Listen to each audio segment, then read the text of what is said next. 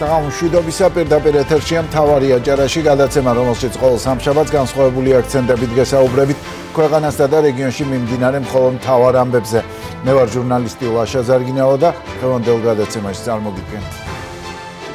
ამერიკის შეერთებული შტატების წარმომადგენელთა პალატამ მეგობარი აქტს მხარი დაუჭირა. რას ითვალისწინებს კანონპროექტი, რა გავლენა ექნება მას საქართველოს საგარეო და საშინაო პოლიტიკაზე და ხელისუფლების გადაწყვეტილებებზე. როგორ გაგრძელდება დოკუმენტის განხილვა სენატში და გადაეგზავნება თუ არა პრეზიდენტს ხელმოსაწერად. ანალიზი და მსჯელობა მეგობარი აქტის მოსალოდნელ შედეგებზე. და გეგმები აქვს ქართულ ოპოზიციას, დაპაუზებული თანამშრომლობა, პროცესებს მიღმა დარჩენილი პარტიები და მათი ამომრჩეველი, რომელიც პოლიტიკოსებისგან კონკრეტული ნაბიჯების მოლოდინშია, რას და რატომ ვერ აკეთებენ ხელისუფლების ოპონირების რეჟიმში მყოფი პოლიტიკური პარტიები. ახალგაზრდა იურისტთა ასოციაცია ბათუმის საპროტესტო აქციების მედროშის თემურ ქათამაძის ქვეყნიდან გაძევების შეჩერებას მოითხოვს. ორგანიზაციაში აცხადებენ, რომ შინაგან საქმეთა სამინისტრომ თემურ ქათამაძის საქართველოსდან გაძევების პროცედურები უკვე დაიწყო. ხოლო მთავარი და მნიშვნელოვანი გადაცემაში მთავარი აჭარაში. ოპოზიცია და რატომ ვერ ახერხებს აიძულოს ხელისუფლება თავისი აქტიურობით ერთი მხრივ შეაცვლენოს გადაწყვეტილებები და მეორე მხრივ მართოს პოლიტიკური პროცესები, რომლის ერთ-ერთი შემადგენელი უწყვეტი თითქმის 6 თვიანი საპროტესტო აქციებია. წარსული გამოცდილება და ზოგადად ხელისუფლებასთან ურთიერთობის პრაქტიკა გვიჩვენებს, რომ ის ძირითადად რეაგირებს მაშინ, როდესაც პოლიტიკური პროცესები მის წინააღმდეგ მუშაობს. მიუხედავად მრავალათასიანი აქციებისა საგარეო პოლიტიკურ ასპარეზზე ქართული ოცნების სრული ფიასკოსი შიდა პოლიტიკურ ველზე ამ დრომდე ვერ შეუქმნა ოპონენტებმა ოცნებას ვერცერთ ეტაპზე ისეთ დისკომფორტი, რომ რომელიმე გადაწყვეტილება უკან წაეღო. პოლიტიკური პროცესების დროს ისიც ნათლად გამოჩნდა, რომ თუნდაც საპროტესტო აქციების დროს მასში მონაწილე ადამიანებისთვის არანაკლებ მეუღებელი აღმოჩნდა ოპოზიციური პოლიტიკური სახეები და მათი საჯარო გამოჩენა ხშირ შემთხვევაში სტვენისა და შეძახილების თანხლებით სრულდებოდა. ერთადერთი გამაერთიანებელი და კონსოლიდაციის ეპიცენტრი ამ ყველაფრის ფონზე მეხუთე პრეზიდენტ სალომე ზურაბიშვილი აღმოჩნდა, რომელმაც ახალი არჩევნებისთვის 5 ნაბიჯიანი გეგმა წარმოადგინა, რომლის მიზანით პოლიტიკური კრიზისის მოგვარება უნდა ყოფილიყო. მეორე იყო ოპოზიციისა და სალომე ზურაბიშვილის 31 მარტის აქცია, რომლის შემდეგაც დაანონსდა ახალი პლატფორმის გააქტიურება და ერთობლივი საგარეო ვიზიტები ევროპის ქვეყნებში, ისევე როგორც სხვა საკითხების მიღწევა ეროვნულ დონეზე. რამდენად მოახერხა ეს ოპოზიციამ, ამას საზოგადოებაში განსხვავებული დამოკიდებულებები არსებობს, მათ შორის ქართულ ოცნებაში, სადაც ამბობენ, რომ ოპონენტები სალომე ზურაბიშვილთან ერთად ქვეყანაში დესტრუქციისა და არეულობის გამოწვევას ცდილობენ. როგორ გაგრძელდება ოპოზიციის თანამშრომლობა, აქვს თუ არა ამ უკანასკნელს საერთოდ პერსპექტივა და რას ფიქრობს ჩვენი გადაცემის პირველი სტუმარი თვითმმართველობის არჩევნებზე. ამ და არა მარტო ამ თემებზე ვისაუბრებთ კოალიცია ცვლილებებისთვის პოლიტსაბჭოს წევრთან გიორგი კირსტაძესთან ერთად. მოგესალმებით ბატონ გიორგი.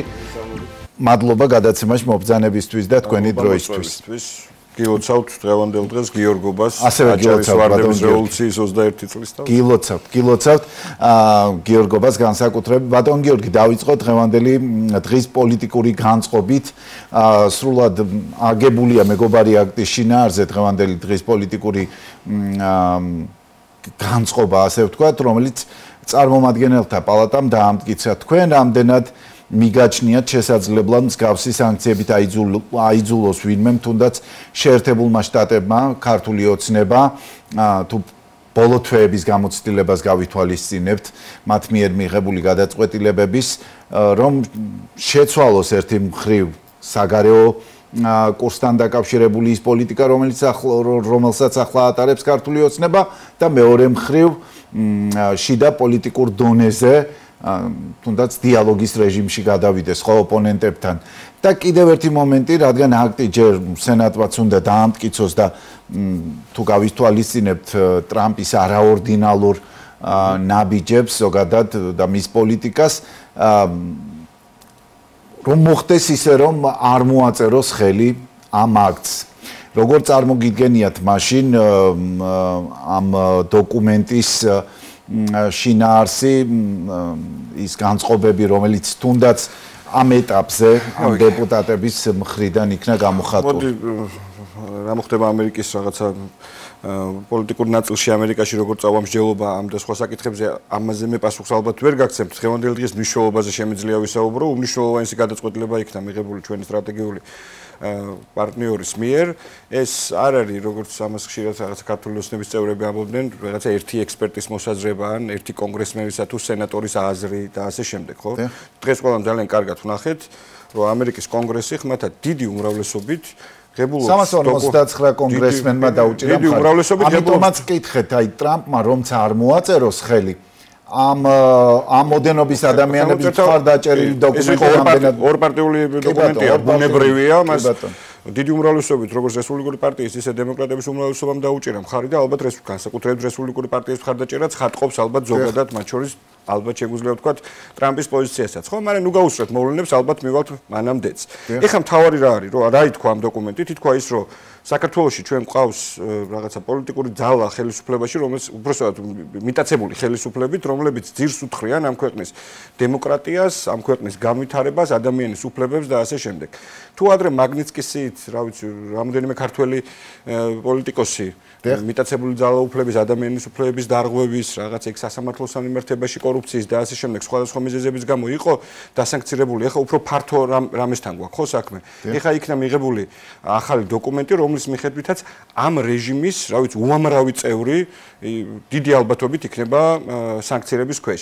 და ის რომ ეს სანქცირება მათზე მოქმედებს და არ არის უმნიშვნელო მიუხედავად მათი ესე ვთქვათ რაოდენ რაღაცა რახარუხი განცხადებების არ უნდა აკეთონ, ალბათ კარგად გვახსოვს მათი წინა შეფასებებიც, ხო, როცა ამბობდნენ რომ არანაირი სანქცია არ იქნება, რომ ეს არაფერია, ფარატინა ქახალდია. მათ განცხადებებშიც ხო და მათ რიტორიკაშიც ხო ბზარი აშკარად შემოდის. იქ რაღაცა ინგლისთან დაკავშირებით მათი პოლიტიკური ამოცანა იყო, რომ ტრამპის ინაუგურაციამდე როგორმე მისულიყო პროცესი. ხო, ეგრე გვეუბნებოდა რომ 20 იანვრამდე გვაგროვეთ, ყველაფერი დაალაგდება.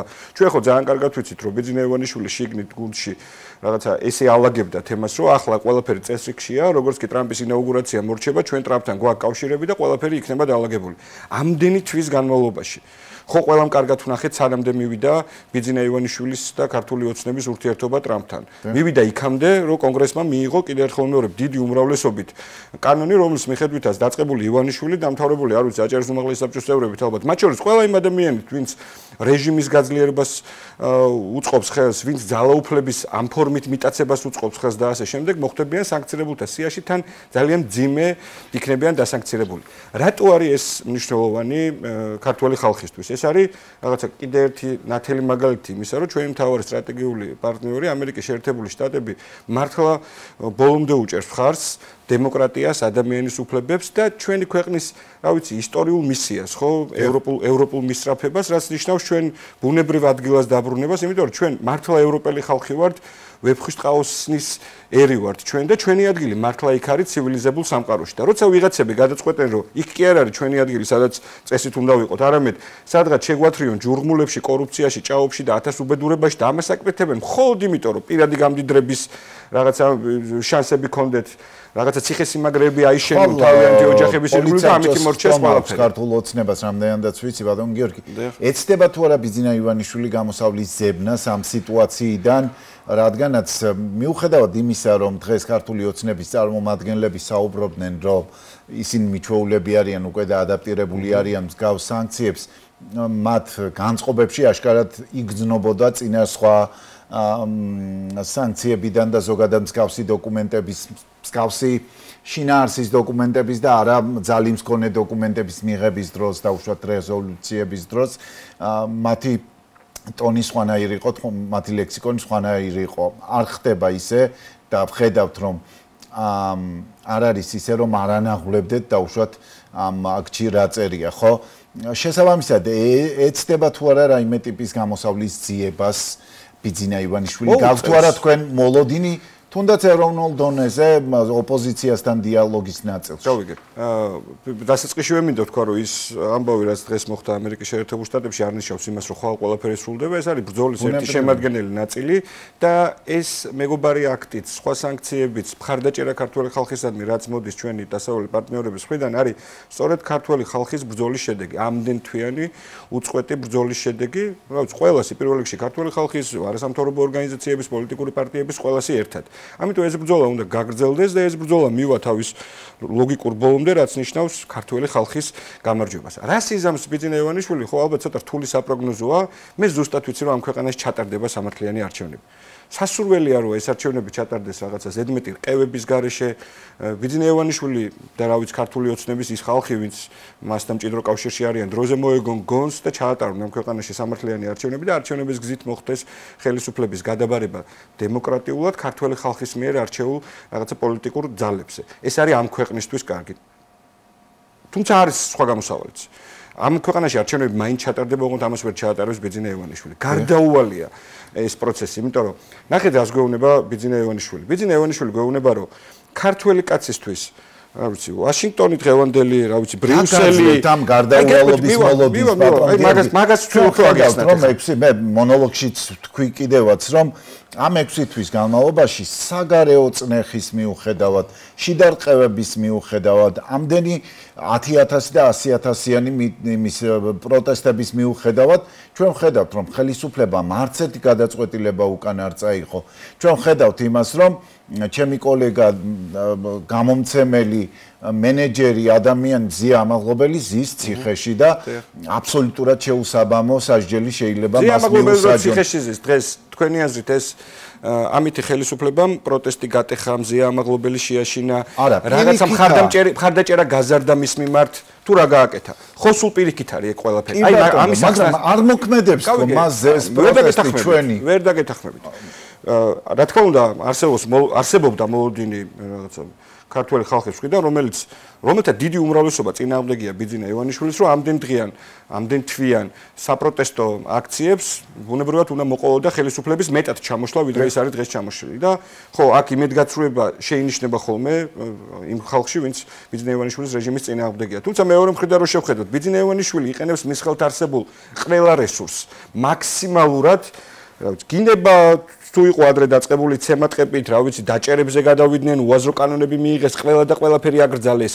პოლიტიკური პატიმრები ყავს ათობით ამ ქვეყანაში, პირველი ხალი პოლიტიკური პატიმარი ყავს და ასე შემდეგ. ამის მიუხედავად რა მოხდა? ბიძინა ივანიშვილმა მის მიმართ მხარდაჭერა გაზარდა, საზოგადოება შეაშინა, ხალხი გაჩერდა აღარა პროტესტებს თუ რა? როცა საჭირო ხდება, ისევ ხო გამოდის 10,000-ობით ადამიანი ქუჩაში და აქვე ვისარგებლებ თქვენი ეთერი და 9 მაისს თბილისში აქცია დაანონსებული, რომელსაც მე მჯერა რომ ძალიან ბევრი ადამიანი იქნება და თქვენი ეთერიც მინდა გამოვიყენო და კიდევ ერთხელ მოუწოდო ყველას, 3 ლოკაციიდან იქნება თბილისში მსვლელობა და 9 მაისს მაქსიმალურად დერმომიღოთ ამას ოპოზიცია მოდი გადავიდეთ. დამოწურო ისაც ვკითხეთ, მაგრამ რატომ ჯერა რომ ბიძინა ივანიშვილი დამარცხდება ამ ბრძოლაში და ეს არ იქნება ძალიან შორეულ პერსპექტივაში. ურთულესია ქართველ კაცს უთხრა რომ ამერიკის შეერთებული შტატები, რა ვიცი, საფრანგეთი, გერმანია, ევროკავშირის სხვა წევრები კი არ არის შენი მეგობარი და იმასთან იმისკენ კი არ უნდა გქონდეს რაღაცა სწორება თუ იქეთ კი არ უნდა მივდიოდეთ ჩვენს ბუნებრივ ოჯახში, არამედ უნდა მივდიოდეთ მოსკოვში, რუსეთში, ირანსა და ჩინეთში. წარმოუდგენელია მათ შორის ქართული ოცნების გულწრფელი ამორჩეველიც კი ამაზე ბიძინა ივანიშვილს დათანხმდა. მათ ეუნებოდა ბიძინა ივანიშვილი. რა თქმა უნდა ეუნებოდა. ეხლა ხო კარგად გამოჩნდა. ამიტომ მე ჯერა რომ მათ შორის ის ხალხი, ვინც ივანიშვილს მხარი დაუჭირა ბოლო არჩევნებზე გაყალბების მიუხედავად ვიღაცებმა ხო მას რა თქმა უნდა მხარი დაუჭირეს. იმ ხალხის დიდი უმრავლესობაც არის წინააღმდეგი, როცა არჩევანი გაქვს ვაშინგტონსა, ბრიუსელსა, რა ვიცი, პარიზს, ბერლინსა და მეორეს ხო უნდა მოტრიალდეთ თეირანი, მოსკოვი და რაღაცა მის 80%-იანი ინტეგრაციას კი ბატონო. წარმოუდგენელია ბიძინა ივანიშვილმა, როცა ვამბობთ, რომ ესეთი წყალგამყოფი გვაქვს ჩვენ ან ცივილიზებული სამყარო, ან რა ვიცი, რუსეთი, ირანი და ჩინეთი აირჩიოს მეორე მხარე. ამიტომ დამარცხდება ბიძინა ივანიშვილი. ეს არის რა თქმა უნდა დროის საკითხი. სწორად ორგანიზების მათ შორის დროს აი სწორად ორგანიზებაზე უნდა გკითხოთ და ოპოზიციის პასუხისმგებლობის ნაწილზე თქვენ თქვით რომ 10,000-ობით ადამიანი ისევ გამოდის საქართველოს ქუჩებში კი ბატონო გამოდის მაგრამ ეს არის თვითდინებით გამოსული ადამიანები და ეს არ არის თუნდაც ის ამომრჩეველი, რომლის ხმებიც, როგორც თქვენ ამბობთ, გაყალბებული არჩევნების შედეგად მიიღო ოპოზიციამ, ხო, 4 პარტიამ, 4 გაერთიანებამ გადალახა ბარიერი საპარლამენტო არჩევნებში. რატომ ვერ ახერხებს ბატონ გიორგი ოპოზიცია დღეს თუნდაც საკუთარი ამომრჩევლის მობილიზებას? რატომ არ ენდობა ოპოზიციის სიტყვას თუნდაც მისი ამომრჩეველი? აი, ეს კითხვა მე მაწუხებს, როგორც ამ ქვეყნის მოქალაქეს. ჩემი აზრით თქვენც და მათ შორის მე არ მხოლოდ თქვენგან ბევრი ადამიანის გამომისმენია, ბუნებრივია იგივე, რომ ოპოზიციური პოლიტიკური პარტიების როლი ამ პროტესტში სასურველია იყოს უფრო მეტი, ვიდრე არის და ასე შემდეგ. ის რომ არ არის ოპოზიცია ამ პროცესში, რა ვიცი, რა თქმა უნდა არ არის სწორი ამის თქმა. რა ვიცი, შეგახსენებთ მაშინ, რომ გაყალბებული არჩევნებიდან ძალიან მალევე მე მიხარია, რომ იმ პოლიტიკურ პარტიას წარმოადგენს, რომელმაც დასაწყისშივე მეორე დღესვე თუ იმ დღესვე პრაქტიკულად თქვა, რომ ის არ აღიარებდა გაყალბებულ არჩევნებს არ შედიოდა პარლამენტში, იგივე გააკეთა 4 პოლიტიკურმა პარტიამ. ესე დარჩა ბიძინა ივანიშვილი მარტო საკუთარ თავთან, ესე დარჩა საქართველოს პარლამენტი ერთპარტიული. სწორედ ამან გამოიწვია ის, რომ საერთაშორისო მხარდაჭერა გვაქვს 28 დეკემბერს, რომ ჩვენ ვაჭერებთ ახლა ევროპასთან რაღაც დაახლოების პოლიტიკას და არ გამოვიდა თვითდინებით ადამიანები, მიუხედავად იმისა, რომ თქვენ ყველაფერზე უარი თქვით, ხომ? მათ შორის ლეგიტიმაციის ნაწილში პროტესტი არ იყო ისეთი, როგორც შეიძლებოდა ყოფილიყო, ხო? ოპოზიციამ ვერ გამოყავს ხალხი. მაგ ლოგიკაში, თუმცა ძალიან მალევე არჩევნების დასრულებიდან ჩვენს პოლიტიკურ გონდს ჰქონდა აქცია, გახსოვთ ალბათ ჭავჭავაძის ქუჩა თბილისში გადაკეტილი თესეუს წინ და ასე შემდეგ, მოხდა მე შემდეგ დარბევა. მაგრამ რა თქმა უნდა, მოყვებით ამ ლოგიკაში და მართლაც ბრძანებთ, რადიკალურად განსხვავებული და ბევრად უფრო ხალხმრავალი იყო აქცია 28 ნოემბერს, ოსა კობახიძემ თქვა, რომ ის აჩევებს ევროკავშირთან ურთიერთობას. და რა არის ამაში გასაკვირი? ის რომ პარტიულ მხარდაჭერაზე უფრო მაღლა ჩვენ ქვეყნის მოქალაქეები ამ ქვეყნის ევროპულ კურსს, ანუ ნორმალურ ცხოვრებას აყენებენ, ეს დაანჩეულებრივი ამბავიც არის. ასე რომ მე ამაში საერთოდ არ მიკვირს, იმიტომ რომ იქ თავარი წითელი ხაზი მას რა ვიცი, საქართველოს მოქალაქეს პოლიტიკური პარტია სჭირდება იმისთვის, რომ ნორმალურად იცხოვროს, რაღაცა სწორ გზაზე წავიდეს, ევროპასთან დაახლოვდეს და კიდევ ერთხელ ვიმეორებ, ევროპასთან დაახლოვება სწორი წესებით ცხოვრებას, ანუ გრძელვადიან პერსპექტივაში მშვიდად უსაფრთხოდ და კეთილდღეობით ცხოვრებას გულისხმობს. ამისთვის სჭირდება, თორე, რავი, პოლიტიკური პარტია ცალკე აღებული ხო, ისეც, რა ვიცი, რა ღირებულების მატარებელია მეტი თუ არა, ამას არ აკეთებს, ხო? მაგრამ ბევრად უფრო მნიშვნელოვანია თავად ღირებულება, რომელსაც ამორჩეველი აძლევს ხმას და როცა ამ ღირებულებაზე პირდაპირ შეტევა განახორციელა კობახიძემ ანუ ბიძინა ივანიშვილმა, რა თქმა უნდა, ბევრად უფრო მეტი ადამიანი უფრო ორგანიზებულად გამოვიდა ქუჩაში. პოლიტიკური პარტიების როლი ამ პროტესტში, რა თქმა უნდა, არის მეც ვისურვებდი, რომ ყოფილიყო კიდევ უფრო მეტად კოორდინირებული, მაგრამ უნდა გვესმოდეს, რომ ავტოკრატიის პირობებში არც ისე მარტივია, რა ვიცი, ოპოზიციური პოლიტიკური პარტიების მუშაობა და მისი კარგად ორგანიზება. როგორც არასამთავრობო ორგანიზაციებს, როგორც ტელევიზიების ერთი კრიტიკული არხი დაიხურა და არჩევნებს უჭირს არასამთავრობოები რა დღეშია ვხედავთ, იგივე დღეშია სამწუხაროდ პოლიტიკური პარტიებიც.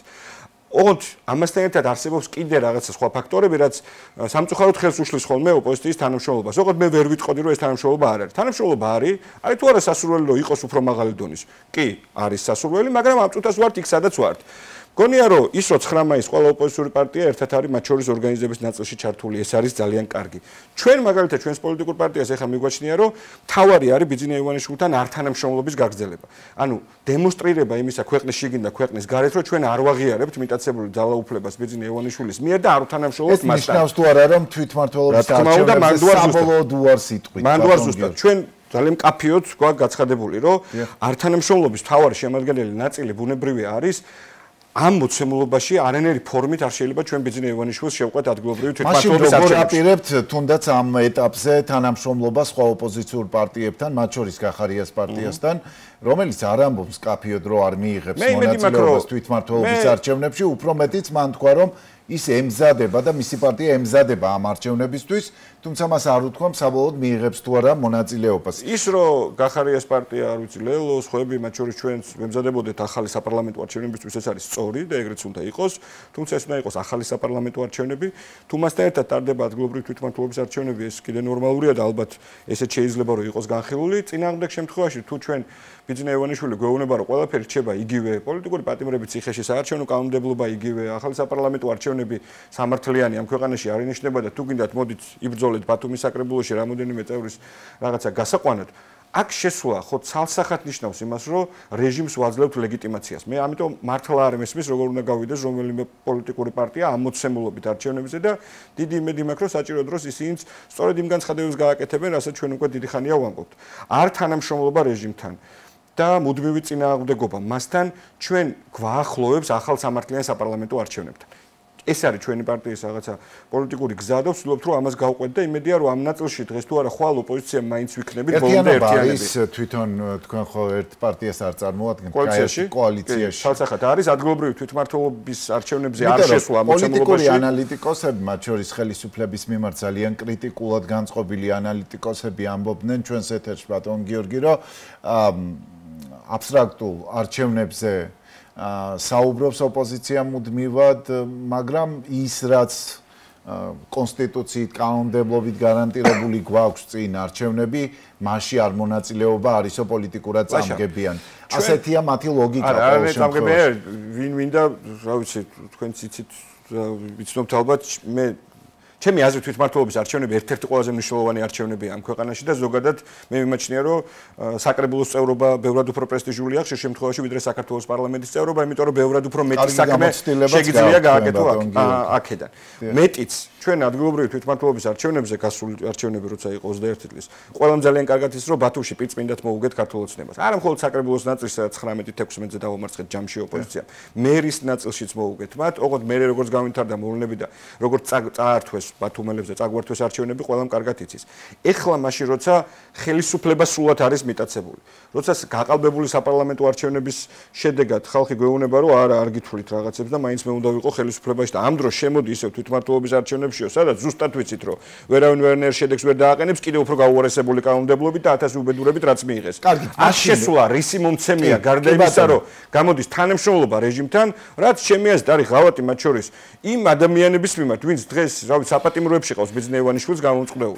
ხო, ეს ხალხი ხო ჯამების კაცი ბატონ გიორგი, მაშინ რა მიიყვანს ქართულ ოცნებას დათმობამდე? უნდა გავიმეორო ისევ თქვი, არ თანამშრომლობა რეჟიმთან, გულწრფელი და ესე ვთქვათ, უკომპრომისო წინააღმდეგობა მასთან, რაც უნდა გამოიხატოს მათ შორის უსტაველის გადაკეთებით, ბათუმში ხშირი ყოველდღიური აქციებით, საქართველოს სხვა ქალაქებში კიდევ უფრო მეტად მრავალფეროვანი აქციებით და ასევე საერთაშორისო მხარდაჭერით ქართველი ხალხისადმი, რაც გულისხმობს იმას, რაც გააკეთა ამერიკის შეერთებულმა შტატებმა, რაც გააკეთა ევროპის ძალიან ბევრმა წამყვანმა ქვეყანამ. სრული იზოლაცია ქართული ოცნების და ჩვენ არ ცხოვრობთ შუა საუკუნეებში. ვართ 21 საუკუნეში, სადაც ესე არ ხდება, რომ ბიძინა ივანიშვილმა ჩაკეტოს ახლა ამ ქვეყნის საზღვრები, თქვას რომ ჩრდილოეთით რუსეთი, ირანი და ჩინეთია ჩემი პარტნიორი. დასავლეთიდან არავინ არ მჭირდება და მან ხელისუფლება შეინარჩუნოს. საქართველოს მოსახლეობის ძალიან დიდი უმრავლესობა არის ამ ყველაფრის წინააღმდეგი, ამიტომ წარმოუდგენელია ივანიშვილმა მიტაცებული ძალაუფლება დიდხანს შეინარჩუნოს. რა უნდა გავაკეთოთ? არ უნდა გავტყდეთ, არ უნდა დავიღალოთ, ბრძოლა უნდა გაგრძელდეს და რაც ყველაზე მნიშვნელოვანია არ თანამშრომლობა რეჟიმთან უნდა იყოს, რა ვიცი, ყოველი ფეხის ნაბიჯს. განსაკუთრებით ეხა მოახლოებელ თვითმმართველობაზე და თუ დროულად და სწორად, სწორ დროსაც ალბათ მათ შორის ყველა წამყვანი ოპოზიციური პოლიტიკური პარტია ამ არ თანამშრომლობის ნაწილში ძალიან მკაფიო პოზიციას დააფიქსირებს, მე მჯერა რომ ძალიან მალე მივიღებ ჩვენ ახალ სამართლიან საპარლამენტო არჩევნებს. ალბათ საჭირო იქნება თანამშრომლობის უფრო, რა ვიცი, კოორდინირებული. კი, მე გითხარით რომ ავტოკრატიულ რეჟიმებში ოპოზიციურ პოლიტიკურ პარტიებს, რა თქმა უნდა, ისევე როგორც სხვა მიმართულებს, არასამთავრობო ტელევიზიებს აქვთ ხოლმე პრობლემები, ამის მიუხედავად თანამშრომლობა, რა თქმა უნდა, არის თანამშრომლობა, რა ვიცი, ყველა პარტიასთან 2012 წლის არჩევნებისთვის პოლიტიკური პარტიების თანამშრომლობის რო ამ ყოფილიყო ქართული ოცნება ვერ მოვიდოდა ხელისუფლებაში, ხო? ეგიც და 2021 წელს ხო აგერ ბათუმში ძალიან კარგად გამოჩნდა თანამშრომლობამ ოპოზიციურ პოლიტიკურ პარტიებს შორის გაყალბების მასშტაბი აღარ იყო ბიძინა ივანიშვილის 21 წლის არჩევნებზე ბათუმში. ბატონო. მადლობა ბატონ გიორგი, მადლობა გიორგი კირთაძე იყო ჩვენი სტუმარი და საუბრობდა ქვეყანაში მიმდინარე პოლიტიკურ პროცესებთან დაკავშირებით. გიორგი კირთაძე კოალიცია ცვლილებებისთვის აღმასრულებელი დივანი გახლავთ. კარგი იქნებოდა ამ თემებზე ქართული ოცნების წარმომადგენლებს ქონოდა ჩვენს ეთერში პასუხები, თუმცა რეგიონულ დონეზე მათთან კონტაქტის დროს გაირკვა, რომ დედაქალაქში მიემგზავრებიან და ამ მიზეზით ვერ მოვლენ გადაცემაში მონაწილეობის მისაღებად. განვაგრძობთ ეთერს ახალგაზრდა იურისტთა ასოციაცია ბათუმის საპროტესტო აქციების მედროშის თემურ ქათამაძის ქვეყნიდან გაძევების შეჩერებას მოითხოვს. ამის თაობაზე საიამ დღეს 6 მაისს განაცხადა, საიას განცხადებით შინაგან საქმეთა სამინისტრომ თემურ ქათამაძის საქართველოსთან გაძევების პროცედურები უკვე დაიწყო. ორგანიზაციის მიერ დღეს გავრცელებულ განცხადებაში ასევე ვკითხულობთ, რომ მის გაძევებასთან დაკავშირებით პროცედურების დაწყება კავშირშია ქვეყანაში მიმდინარე მოვლენებთან დაკავშირებით მის აქტიურ და საჯარო პროტესტთან. საია ასევე მიიჩნევს, რომ თემურ ქათამაძის საქმეში გამოვლენილი პრაქტიკა ნათლად აჩვენებს, რომ ქართული ოცნება უკანონოდ იყენებს სამართლებრივ მექანიზმებს იმ ინდივიდების წინააღმდეგ, რომელთა სამოქალაქო აქტივობა ან კრიტიკა მათთვის მიუღებელია. სასამართლო მხრიდან მოწმეთა დაკითხვის გაუმართლებელი უარყოფა და დაუსაბუთებელი გადაწყვეტილებების მიღება სამართლიანი სასამართლოს პრინციპებს ეწინააღმდეგება, ამასთან მიგრაციის დეპარტამენტის მიერ გაძევების პროცესის დაუყოვნებლივ დაწყება სასამართლოს საბოლოო დასაბუთებული დასკვნის გარეშე თემურ ქათამაძის წინააღმდეგ მიზანმიმართულ რეპრესიაზე მეტყველებს ნათქვამია ორგანიზაციის გავრცელებულ დღევანდელ განცხადებაში. უფრო მეც ორგანიზაციის პოზიციის და არა მარტო ამ საქმესთან დაკავშირებით სტუდიის სტუმრისგან გავიგებ თამარ წულუკიძე, საიას აჭარის ორგანიზაციის თავმჯდომარე უპასუხებს ჩვენს კითხვებს. თამარ, მოგესალმებით. მადლობა თქვენ გადაცემაში მონაწილეობისთვის. კი ბატონო. თამარ, დავიწყოთ, რა თქმა უნდა, დღეს თქვენი ორგანიზაციის მიერ გავრცელებული განცხადებით მინდა ამას შევეხოთ პირველ რიგში, რომელიც თემურ ქათამაძის ქვეყნიდან გაძევების შეჩერების მოთხოვნა შეეხება. რა გარემოებებიდან გამომდინარე მიიჩნევთ, რომ გაძევების პროცედურების დაწყება უკანონო და დაუსაბუთებელია, როგორც ეს განცხადებაშია ნათქვამი? არა მხოლოდ გაძევების პროცედურების დარღვევასთან გვაქვს ჩვენ საქმე, არამედ ზოგადად ყველა საქმეზე შეიძლება ითქვას ადმინისტრაციული წარმოების, რაც გვაქვს ჩვენ და თბილისში, რომელიც ეხება უშუალოდ აქციაზე მიმდინარე მოვლენებს, ან არის მსგავსი შინაარსის, თითქმის ყველგან პრაქტიკულად ყველგან გვაქვს პროცედურული დარღვევები, სამართლებრივი დარღვევები და მათ შორის თემურ ქათამაძის საქმეც ხასიათდება მსგავსი ტიპის მიდგომებით. თემურ ქათამაძის დაკავება განხორციელდა ორჯერ ადმინისტრაციული წესით, ეს იყო 11 იანვარი და 16 იანვრის შემთხვევები. ამ პერიოდში მასზე განხორციელდა მათ შორის ძალადობაც, ფიზიკური ძალადობის კვალიც აღენიშნებოდა მას, თუმცა რეალურად ამ ძალადობის ნაწილზე სახელმწიფოს მხრიდან და შესაბამისი უწყებების მხრიდან რეაგირება არ მომხდარა. შემდგომ უკვე განიხილებოდა საკითხი იმის თაობაზე, მიენიჭებოდა თუ არა მას ჰუმანიტარული სტატუსი, ლტოლვილი სტატუსი, რაც იყო ფაქტობრივად ერთადერთი გარემოება, რაც ქმნიდა იმის საფუძველს, რომ მომხდარიყო თემურ ქათამაძის კანონიერ ფარგლებში საქართველოს ტერიტორიაზე ყოფნა, ასევე უნდა აღინიშნოს ისიც, რომ ამის პარალელურად მას ჰქონდა დავა სერვისების განვითარების სააგენტოსთან მოქალაქეობის მინიჭების საკითხზე, რომელიც ჯერ კიდევ არ იყო გადაწყვეტილი, ამიტომ ჰუმანიტარული სტატუსი იყო ერთადერთი გამოსავალი ამ შემთხვევაში, რომ ქონდა მას საშუალება საქართველოს ტერიტორიაზე ყოფნის.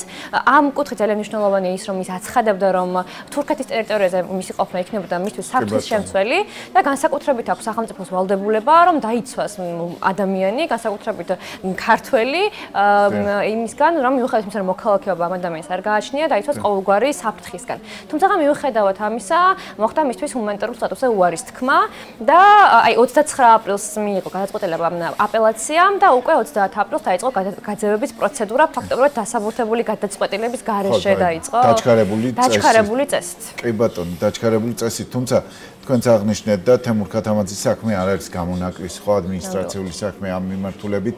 თქვენ არაერთ სხვა დავაში ხართ, სასამართლო დავაში ჩართული, რომელიც პროტესტის მონაწილე ადამიანების მიმართ სამართლებრივ დევნას შეეხება, ხო, თამარ? რა მდგომარეობა გვაქვს ამ ხრივ რეგიონში? მე ვიცი, რომ არაერთი ახალგაზრდა შეუსაბამო ჯარიმებით მოდის, ოდენობის ჯარიმებით დაჯარიმდა და ჯარიმები არ არის ერთადერთი ამ დროს სადამსჯელო მექანიზმი, ხო, ამ ახალგაზრდების. აი ამ საქმეებთან დაკავშირებით. შეიძლება ითქვას, რომ საკმაოდ კრიტიკული მდგომარეობა ამ თვალსაზრისით, სრული იმ პერიოდის განმავლობაში, რაც მე საიაში ვარ და მაქვს შეხება სასამართლო სისტემასთან, ამდენად რთული მდგომარეობა და ამდენად, ასე ვთქვათ, არასწორი გადაწყვეტილებები, უკანონო გადაწყვეტილებები, რაც იქნა მიღებული ბოლო პერიოდში, მსგავსი მე არ მახსენდება. მიუხედავად იმისა, რომ მოსამართლეები თვითონც კი აცხადებენ ხოლმე, რომ ჯარიმა არის მაღალი და 19 ჯერ მეტია საარსებო მინიმუმზე რიგ შემთხვევაში. 264 ლარია საერთოდ მინიმუმი და 5000 ლარი არის ჯარიმა განსაზღვრული. მიუხედავად ამისა, მოსამართლეები იყენებენ ამას და ამავე დროს კანონი ითვალისწინებს იმას, რომ შეუძლიათ სიტყვიერი შენიშვნის გამოყენების ალტერნატივაც აქვს. ბუნებრივია ეს ჯარიმის გამოყენება მიზნად ისახავს იმას, რომ მოქალაქეს შექმნას დისკომფორტი, ფინანსური პრობლემა და არ ჰქონდეს სურვილი, რომ თქვა ისევ იდგოს აქციაზე, ისევ დააფიქსოს საკუთარი აზრი, რომ არ მოყვეს ისევ ამ ჯარიმის ნაწილში.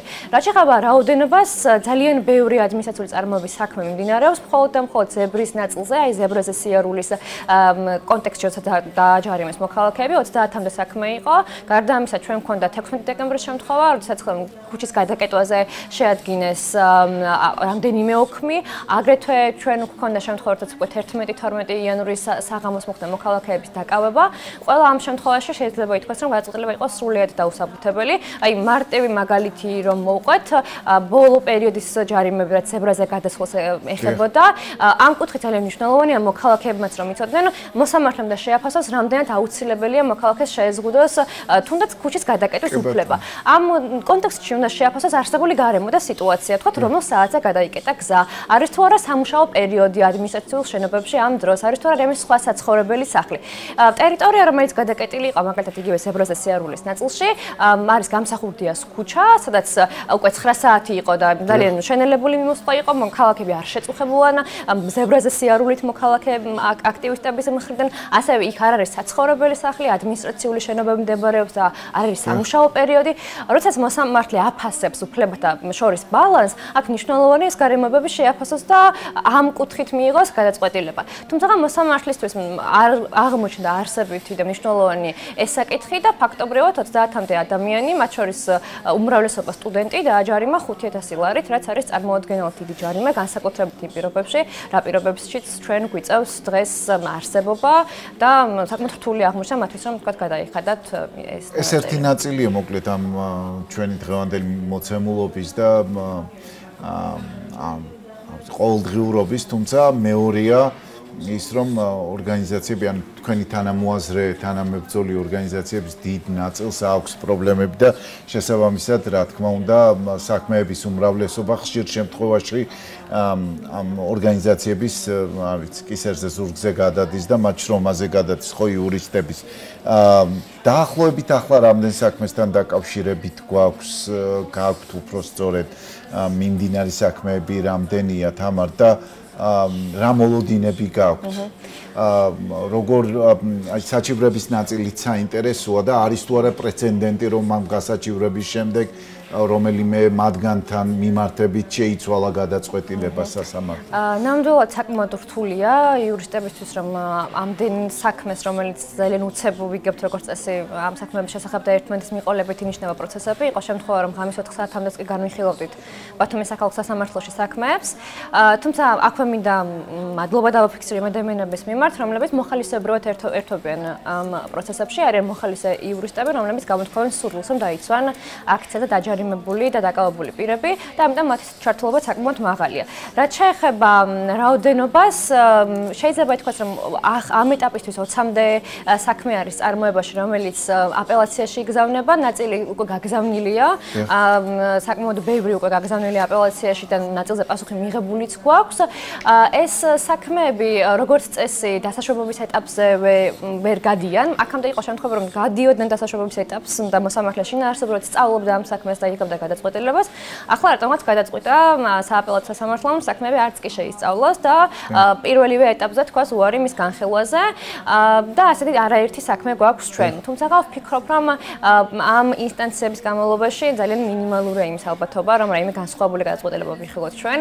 ბევრად უფრო, ასე ვთქვათ, მოლოდინი არის სხვა ტიპის გადაწყვეტილებისა და დასაბუთებული გადაწყვეტილების უკვე სტრასბურგის წარმოების ეტაპზე და ჩვენი მხრიდან განიხილება ბუნებრივია ამ საქმეების სტრასბურგშიც გაგზავნა ევროსასამართლომ, რომ დაადგინოს არაერთი უფლების დარღვევა, მათ შორის პროცედურულ ნაწილში, იგივე სამართლიან სასამართლოს უფლების კონტექსტში, რადგან როგორც უკვე ვახსენე, აი 11 იანვრის დაკავებების პერიოდში საქმეები განიხილებოდა ღამის 4 საათამდე, რაც არის წარმოუდგენელი, იმიტომ რომ დაკავებული პირები, რა ვიცი, საათების განმავლობაში ავტომობილებში პრობლემას ქართული სასამართლოს პრობლემა ხშირ შემთხვევაში საქმეები წყობით რატომაც იყო გაჩერებული განხილვა იყო ის რომ გადატვირთული იყო სასამართლოები და ეს ამდენი პროცესები რომ დაემატა ამ ბოლო პერიოდში რასაც ჩვენ ვხედავთ ხო ეს მით უმეტეს იყო დამატებით ალბათ ამ სასამართლოების არ ვიცი კიდევ უფრო გადატვირთვის ერთ-ერთი მიზეზია ხო თან ადმინისტრაციული წარმოება ხასიათდება იმით რომ მნიშვნელოვანია სწრაფი გადაწყვეტილების მიღება თუ კი განსაკუთრებით დაკავებული არის ადამიანი რადგან 48 საათიანი ვადა არის მისი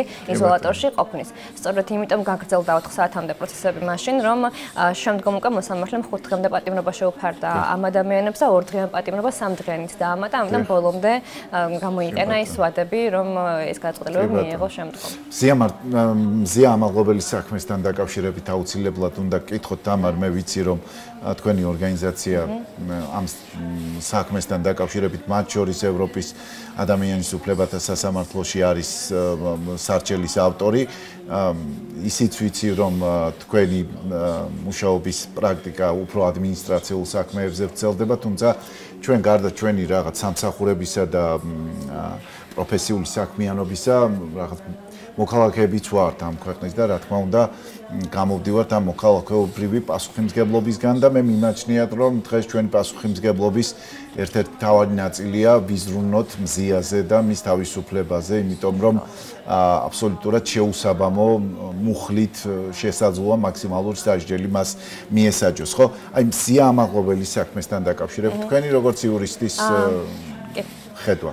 მზია ამაღლობელთან მიმართებით, ცალსახად შეიძლება ითქვას, რომ ეს არის სრული რეპრესიული მექანიზმების ამოქმედება ყველა კონტექსტში და სრული სახელმწიფო მანქანა მუშაობს შეიძლება ითქვას მის წინააღმდეგ, იმიტომ რომ გარდა იმისა, რომ სისხლის სამართლის წარმოება მიმდინარეობს, ამის პარალელურად ადმინისტრაციული საქმეები და кейსები არის და იქმნება არაერთი დოკუმენტი, რომელიც ფაქტობრივად ხელოვნურად ყალბდება. ასე შეიძლება ითქვას, იმიტომ რომ ერთ-ერთი ბოლო საქმე, რომელიც ადმინისტრაციული იყო მზიასთან მიმართებით და სადაც ჩვენ ვიყავით წარმომადგენლები სრულიად ასე ვთქვათ გამოგონილ გარემოებებზე იყო დაყრდნობილი და არანაირად არ შეესაბამებოდა სინამდვილეს.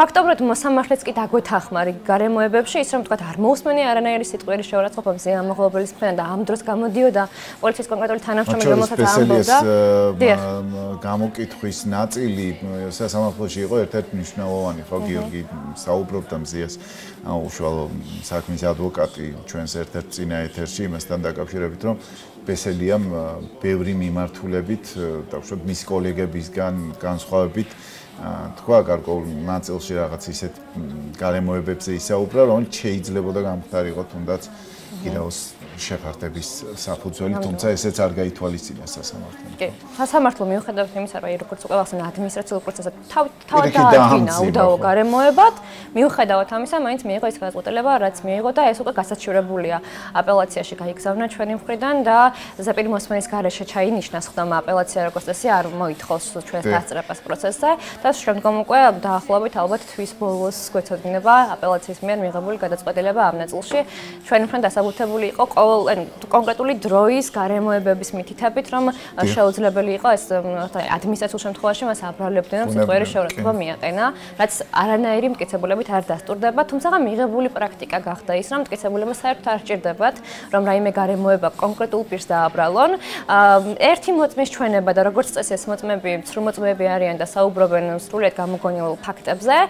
საკმარისი არის მოსამართლისთვის, რომ მიიღოს, ასე ვთქვათ, ეს გადაწყვეტილება ცნოსპირი სამართალდამცავად, რაც ცალსახად არასწორია, თუმცა მათთვის მზია ამაღლობელის кейსში განსაკუთრებით მნიშვნელოვანი არის ის, რომ სისხლის სამართლის საქმე აგრეთვე დაყრდნობილია ადმინისტრაციულ წარმოებას, ამიტომ სრულად, ასე ვთქვათ, ყველა ნაწილში ცდილობენ რომ დოკუმენტების ფალსიფიცირება და რაღაცა ცვლილებები მოახდინონ. კი ბატონო და რომ შევაჯამოთ თამარ ჩვენი საუბარი, რა არის ახლა თქვენი ორგანიზაციის მთავარი საზრუნავი იმ ადამიანებთან მიმართებით, რომლებსაც ამ რეპრესიულ რაღაც როგორც თქვენ საუბრობთ, ნაწილში აქვთ პრობლემები და როგორ გაგრძელდება ეს თანამშრომლობის ნაწილი, რა რესურსი გაგაჩნიათ, იმიტომ რომ ადამიანური რესურსიც ძალიან არ ვიცი დამღლელია ეს პროცესები ყველაფერი, მაგრამ წინ ჯერ კიდევ არის, ხო, ძალიან ბევრი საქმეები. მოქალაქეებმა აუცილებლად უნდა იცოდნენ, რომ არავინ არ დარჩება რეჟიმის წინააღმდეგ მარტო ბრძოლაში, საია იქნება მუდამ იმ პროცესებში ჩართული, სადაც შეინიშნება ოდნავ მაინც შემთხვევებით უკვე რეპრესიული მექანიზმები იქნება ამოქმედებული მათ წინააღმდეგ და ბუნებრივია მათ შეიძლება და უნდა ჰქონდეთ ყოველთვის ჩვენი იმედი ამ ნაწილში, გარდა იმისა, რომ ჩვენ უშუალოდ ვართ ჩართულები, როგორც უკვე აღნიშნე, არიან ადამიანები, რომლებიც არიან მზად მოხალისებრულად დაეხმარონ, მათ შორის იურისტები, მოხალისებრულად დაიმახმარონ ამ ადამიანებს, ამიტომ მათ შეუძლიათ რომ მოგმართონ ნებისმიერ იმ შემთხვევაში თუ კი იქნება სახეზე მათთან მიმართებით რემის ეწოლა, შევიწროება, ოქმის შეძგენა და ასე შემდეგ. გასაგებია, მადლობა თამარ წულუკიძე, საია საჯარო ორგანიზაციის თავმჯდომარე, პასუხობდა ჩემს კითხვებს. ვაგრძელებთ გადაცემას. ამერიკის შეერთებული შტატების წარმომადგენელთა პალატამ მეგობარი აქვს მხარი დაუჭირა კანონპროექტს მხარი 359 კონგრესმენმა დაუჭირა, მათ შორის 168 რესპუბლიკელმა და 181 დემოკრატმა კონგრესმენმა, ხოლო წინააღმდეგმა 42-მა, მათ შორის 34-მა რესპუბლიკელმა და 8 დემოკრატმა კონგრესმენმა მისცა. კანონპროექტი ახლა სენატში უნდა განიხილონ და კენჭი უყარონ, რის შემდეგაც ის შეერთებული შტატების პრეზიდენტს გადაეგზავნება ხელმოსაწერად, რათა დოკუმენტმა კანონის ძალა შეიძინოს. ჰელსინკის კომისიის ხელმძღვანელების მიერ წარდგენილი ორპარტიული კანონპროექტის სახელწოდებით საქართველოს ანგარიშვალდებულების გამძლეობისა და დამოუკიდებლობის შესაძლებლობების გაძლიერებისა და მობილიზაციის აქტი მოსთხოვს პრეზიდენტს სანქციები დაუწესოს ქართული ოცნების ჩინოვნიკებსა და მათ მხარდამჭერებს, რომლებიც ჩართულნი არიან კორუფციაში ან ძალადობისა და დაშინების ქმედებებში საქართველოს ევროატლანტიკური ინტეგრაციის შესაფერხებლად. სანქციები უშუალოდ მათ ოჯახის წევრებსაც დაეკისრებათ. განხილვის დროს 5-მა კონგრესმენმა ისაუბრა, მათგან 4-მა მხარი დაუჭირა კანონპროექტს. ოჰაიოს შტატის რესპუბლიკელი წარმომადგენელი კანონპროექტის წინააღმდეგ წავიდა და განაცხადა, რომ ის არასწორია. მან აღნიშნა, რომ ამერიკა არ უნდა ჩაერთოს ყველა კონფლიქტში, რომელშიც მიიწვევენ. უორენ დევიდსონმა განაცხადა, რომ ამერიკის შეერთებულმა შტატებმა მხოლოდ კარგი უნდა უსურვოს საქართველოს მოსახლეობას, თუმცა იქვე ამერიკა უპირველეს ყოვლისა მიდგომის მხარდაჭერისკენ მოუწოდა კოლეგებს. კიდევ ერთმა რესპუბლიკელმა კონგრესმენმა ბრაიან მასტმა ასევე განაცხადა, რომ ამერიკის გულუხვებით ვერ ისარგებლებენ ისინი, ვინც შეერთებულ შტატებს გლობალური ომის პარტიის ნაწილად ყოფნაში ადანაშაულებენ, რითაც მან ქართული ოცნების შეთქმულების თეორიები გააკრიტიკა. რა შედეგამდე მიიყვანს მეგობარი აქტი პრეზიდენტის მიერ ხელმოწერის შემთხვევაში დოკუმენტის ადრესატებს და საბოლოო ჯამში ქვეყანას. ამის გარკვევა შევეცდებით გადაცემის შემაჯამებელ ნაწილში. ანალიტიკოსი ზურაბ ბატიაშვილი უპასუხებს ჩვენს კითხვებს პირდაპირ ჩართვის რეჟიმში. ბატონ ზურაბ, მოგესალმებით. მადლობა გადაცემაში მონაწილეობისთვის. მოგესალმებით, მიესალმებით თქვენს მაყურებელს. კი ბატონო, პირველ რიგში მოკლედ რომ განვუმარტოთ ჩვენს მაყურებელს ბატონ ზურაბ, თუ რამდენად მნიშვნელოვან დოკუმენტზე ვსაუბრობთ ამ შემთხვევაში, როცა მეგობარ აქტზე ვსაუბრობთ და რას გულისხმობს მისი შინაარსი, გარდა იმისა, რაც მე მოკლე მონოლოგში ვახსენე. აქ თავარი არის ის, რომ კიდევ ერთხელ დადასტურდა, რომ შეერთებული შტატები არის საქართველოს ხალხის და საქართველოს სახელმწიფოს მეგობარი და მოკავშირე, ის არ უჭერს მხარს რომელიმე კონკრეტულ პარტიას და საჭირო არის პირველ რიგში სამართლიანი არჩევნების ჩატარება. თუ ქვეყანას პრეტენზია აქვს დემოკრატიულობაზე, მაშინ მან უნდა ჩაატაროს არჩევნები, პოლიტპატიმრები უნდა გაათავისუფლოს და არ უნდა დაუთმოს საკუთარი პორტები შეერთებული შტატების წარმოჩენილ ქვეყნებს, არ უნდა იყოს მათთან ახლო თანამშრომლობა და ასე შემდეგ. საერთო ჯამში ეს არის ძალიან მნიშვნელოვანი ორპარტიული აქტი, რომელიც დიდი ხნის განმავლობაში ეს პროპაგანდა წარმოებდა, რომ არავითარი სანქციები არ იქნებოდა თითქოს დალაგებული ჰქონდათ თუ ალაგებდნენ ურთიერთობებს ტრამპის ადმინისტრაციასთან, რესპუბლიკელებთან, მაგრამ საერთო ჯამში გამოჩნდა, რომ რესპუბლიკელების დიდმა უმრავლესობამ, დემოკრატებთან ერთად და დემოკრატებშიც ასევე დიდმა უმრავლესობამ ხმა მისცა, ეს არის დაახლოებით 80%-იანი მხარდაჭერა.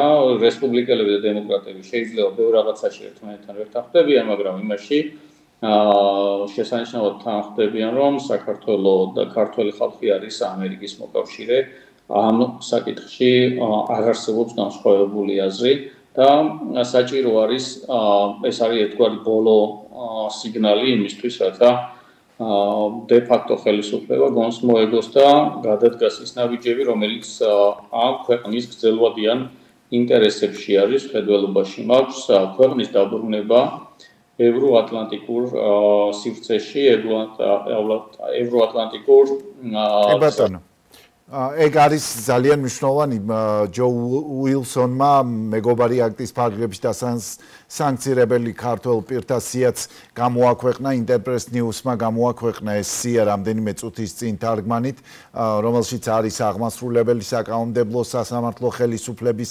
წარმომადგენლები მათ შორის არიან რეგიონული ხელისუფლების წარმომადგენლებიც თუმცა მთელი დღის განმავლობაში ქართული ოცნების წარმომადგენლები ბატონ ზურაბ თავის კომენტარებში მეგობარი აქტთან მიმართებით გამოთქვამენ იმედს რომ სენატი თუ დაამტკიცებს შემდეგ პრეზიდენტ ტრამპი აღარ მოაწერს ხელს შეიძლება აღარ მოაწეროს ხელი ამ დოკუმენტს თუ ამ კომენტარებით ვიმსჯელებთ სხვა წინა მსგავსი შინაარსის დაახლოებით ამ შინაარსის დოკუმენტებისგან განსხვავებით ოცნების წევრები ფაქტია რომ ვერ გრძნობენ თავს მშვიდად როგორ ფიქრობთ ეს დოკუმენტი საბოლოოდ თუ ამუშავდება ეკნება თუ არა გავლენა ოცნების გადაწყვეტილებებზე როგორც თქვენ საუბრობდით ახლა თქვენს პასუხში და მათი მხრიდან არ იქნება ადეკვატური თუ იქნება ადეკვატური დამოკიდებულება ან რა იძულებს მათ ადეკვატური დამოკიდებულებებისკენ იმ პრობლემების ფონზე რომელსაც აწყდება ქვეყანა საგარეო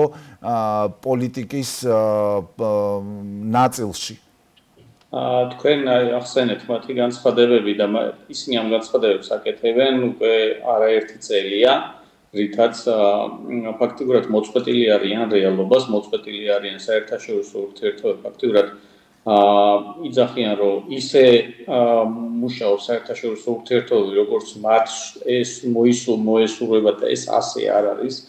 რუკაზე რო დახედო საქართველოს ზომას და სხვა ქვეყნების ზომას ფართო აქედან გაიგებ რა წონა შეიძლება კონდეს ამა თუ იმ დეპუტატის განცხადებას ხო ცოტა უფრო სერიოზულობა არის საჭირო ცოტა უფრო მეტი ცოდნა არის საჭირო ცოტა უფრო მეტი უნდა კითხონ იმ ხალხს ვისაც საერთაშორისო ურთიერთობები ესმის რაც შეეხება მომავალში რა იქნება რა თქმა უნდა სენატიც მიიღებს და პრეზიდენტის მოაწერს ხელს ახლა იმ ხელა მხარდაჭერა აქვს ამას რომ შეუძლებელია ეს ხომ არ არის სიტყვაზე ტრამპს რომ კონდეს განზრახული ხელი არ მოაწეროს მის ადმინისტრაციაში შეუძლია გავლენა მოახდინოს რესპუბლიკელებზე და საერთოდ არ დაყენებულიყო ეს საკითხი კონგრესში ხო მას უმრავლესობა აქვს არ დაგვაუწყოს რომ რესპუბლიკელებს უმრავლესობა აქვს ორივე პალატაში დიახ შესაბამისად ეს ძალიან დიდი მხარდაჭერა 80%-იანი მხარდაჭერა თითქმის იმის გარანტია არის თითქმის 99% შეგვიძლია ვთქვათ რომ ეს გავა და კანონად იქცევა ფაქტობრივად აღარაფერი ხელი შემშლელი აღარ რჩება წინ თუ ბოლო წუთს არ მოეგნენ ესენი გონს მაგრამ არ ამგონია ესენი გონს მოეგნენ იმიტომ რომ მე რჩება შევეცდილება რომ ესენი მოქმედებენ პირდაპირ რუსეთის სპეცსამსახურების დავალებებით და არაფერი საერთო არ აქვს მათ განცხადებებში. ეცდება ქართული ოცნება, აი წინა სტუმარსაც ვკითხე ბატონ ზურაბ, ეცდება თუ არა ქართული ოცნება და უშუალოდ იმ სუსხავი ეფექტის გავლენით, რომელიც ამ აქტს შეიძლება კონდეს მათთან მიმართებით, ეცდება თუ არა აი ხვალ პოლიცაბჭოს სხდომა, რამდენადაც ჩვენ გვაქვს ინფორმაცია, ეცდება თუ არა ამ სანქციების, ამ შეზღუდვების, ამ და უშუალოდ დამოკიდებულებების შეცვლას. ეცდება თუ არა ბიძინა ივანიშვილი იგივე როგორც ბიზნესმენი და დიდი კაპიტალის მეპატრონე რომ როგორმე თავიდან აიცილოს ეს აფრთხეები რომელიც შეიძლება მის ბიზნეს ან ფინანსურ მდგომარეობას დაემუქროს. აი ამ ნაწილმა მაინც შეიძლება რაიმე ტიპის გავლენა მოახდინოს ქართული ოცნების გადაწყვეტილებებზე. აი ბოლო პროცესების გავლენით რა დასკვნების გაკეთება შეიძლება? მე წანს წინა კითხვის ბოლოში ვთქვი რომ მე ვფიქრობ რომ ისინი გადაწყვეტილებებს აღარ იღებენ ისინი მართვაზე არიან სხვა ქვეყნების მხრიდან შესაბამისად რაიმე სახის შემოტრიალებას ამხრივარულოდები, მათ თუ ამის სურვილი ჰქონდათ, წინ მრავალი წელი ჰქონდათ, მაგრამ არ ამგონია ახლა ბოლო წუთს რაღაც გადაიფიქრონ და უცებ გახდნენ დემოკრატები, ადამიანის უფლებების დამცველები და საქართველოს ეროვნული ინტერესების დამცველები, ისინი გააგრძელებენ რუსეთიდან მიღებული დავალებების შესრულებას, რომელიც კიდევ უფრო გაამწვავებს მათ მდგომარეობას. აქ მთავარი არის ის, რომ მათ მდგომარეობას, თავიანთ მდგომარეობას არ გადააყოლონ ქვეყნის მდგომარეობა. ის საშიშროებაც არსებობს რეალურად ქვეყნისთვის სუდია, როდესაც მისი de facto ხელისუფლება ამ შემთხვევაში ხო დასანქცირებულია. ეს კარგს არაფერს მიუთითებს მათ შორის მაგალითად. ქვეყნისთვის რა იქნება ამ დოკუმენტის მიღება ბატონ ზურა? ფაქტია რომ და ზოგადად პოლიტიკა ასეა, რაც არ უნდა დიდხანს იყოს ხელისუფლებაში ქართული ოცნება ერთ დღეს მათ მოუწევთ ხო ხელისუფლებიდან წასვლა.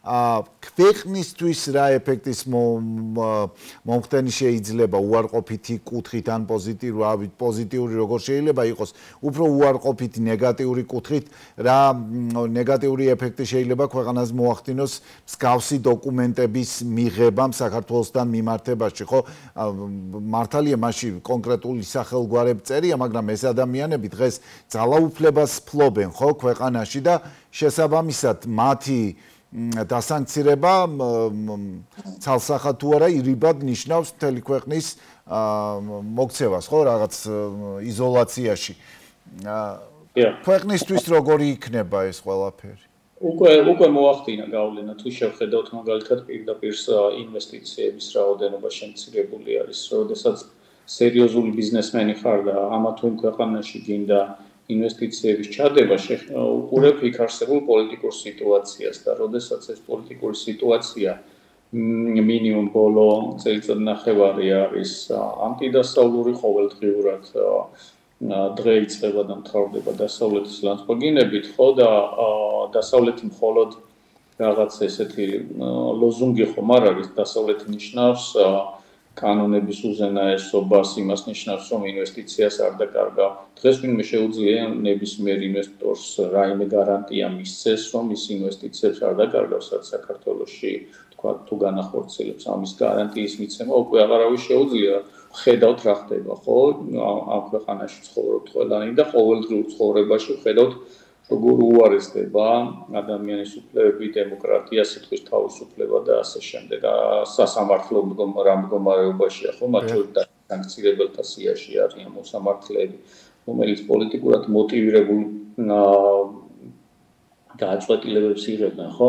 აი ასეთ გარემოში, რა თქმა უნდა, ინვესტიციები არ შემოვა, აღარაფერი ვთქვათ, პოლიტიკურ კონტექსტში, იმიტომ რომ აღარავინ განიხილავს საქართველოს დღეს რაღაცა ვთქვათ ევროკავშირის წევრობის კანდიდატი თვითონ ხელისუფლებად წოდებულებმა de facto ხელისუფლებამ შეაჩერა ხო ევროკავშირში გაწევრიანების პროცესი, რასაც მოყვა კიდეც დღეს უკვე თუ არ ვცდები 160 დღე შესრულდა ამ პროტესტის ხო ამიტომ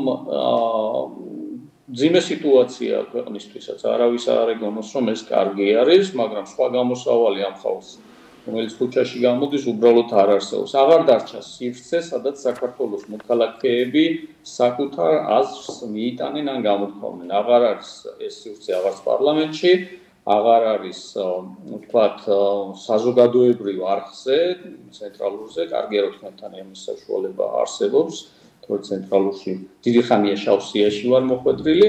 ჩვენი ეთერი გახსნილია ნებისმიერი მოსაზრებისთვის ბატონო. ძალიან კარგია, მაგრამ ეს სივრცეც დაიხურება, ეს ამ ჟანრის კლასიკა არის, რომ მარწუხებს სულ უფრო და უფრო მოუჭერს, წნეხს გააძლიერებს, მაგრამ სადღაც ეს მუდმივად ვერ გაგრძელდება, სადღაც ეს გასკდება ძალიან ცუდად. იმედია რომ სიტყვის თავისუფლება იქნება ჩვენს არხზე. ვიზა ლიბერალიზაციის შეჩერების საფრთხის შესახებ ის რომ შესაძლოა ეს დღე მალე დაადგეს თავად ხელისუფლების წარმომადგენლების განცხადებებით და შეიძლება ვივარაუდოთ. ბატონ ზურაბ, ხო, რამდენად არის ეს ევროპის სწორი სტრატეგია კრიტიკოსებიც გამოჩნდნენ, მათ შორის თქვენი კოლეგები ხომ ამ შესაძლო გადაწყვეტილების, რომლებიც გვეუბნებიან, რომ საქართველოს დემოკრატიული კურსის სადარაჯოზე არიან და რას მოუტანს ეს შეზღუდვა ისევ და ისევ ქვეყნის მოსახლეობას, ამ კონტექსტში გეკითხებით, რა თქმა უნდა. ხო, რთულია, ამ ხრივაც რთული სიტუაცია არის, მაგრამ თუ შევხედავთ, სადაც იმყოფება საქართველოს დღევანდელი დე-ფაქტო ხელისუფლება, რომელმაც ფაქტიურად ბელარუსიზაცია მოახდინა ქვეყნის, ბელარუსი არ აქვს ვიზა ლიბერალიზაცია, იმიტომ რომ ეს ერთგვარი დამსახურების და მიხედვით არის ვიზა ლიბერალიზაციას, როგორც წესი აძლევენ იმ ქვეყნებს, რომელიც მერე ევროინტეგრაციის შედეგად ხდებიან ევროკავშირის წევრი ქვეყნები, ასე იყო მაგალითად ბალტიის შემთხვევაში, ასე არის ახლა უკრაინის და მოლდოვას შემთხვევაში, ასე იყო ჩაფიქრებული თავის დროზე საქართველოს შემთხვევაში, მაგრამ თუ შენ მთლიან ქვეყანას გულისხმობ და არა კონკრეტულ მოქალაქეს, თუ შენ ქვეყანა მიყავს რუსეთში, რუსეთსაც არ აქვს, არც ბელარუსს არ აქვს ვიზა ლიბერალიზაცია, ხო და ამაზე რაღაც ორი აზრიც არ არის, რატომ არ აქვს, ხო? ამიტომ საჭიროა რომ ქვეყანა დაუბრუნდეს დასავლური განვითარების გზას, მათ შორის იმისთვისაც, რომ ეს კონკრეტულად 1000-1000 ადამიანმა თავი გადაერჩინა ვიზა ლიბერალიზაციის შედეგად პირდაპირ ამ სიტყვის პირდაპირ მნიშვნელობით. ეს არის ახლა მთავარი საკითხი, ხო, ამ შესაძლო გადაწყვეტილების უკან რაც ბევრი მუშაობს, ხო, ამ სივრცეში და ეს ყველაფერი თუ ჩაიკეტა, ხო, და ის მოქალაქეები საქართველოში დააბრუნეს, ხო, მაშინ ისევ ამ ქვეყანას გაუჭირდება შემოსავლების თვალსაზრისით და ასევე პოლიტიკურ სტაბილურობას წარმოიტანს ეს, ხო, როდესაც ადამიანი უშევარია, უკმაყოფილოა, ის პროტესტ შეუერთდება, ხო, არ დაждდება სახლს. გასაგები.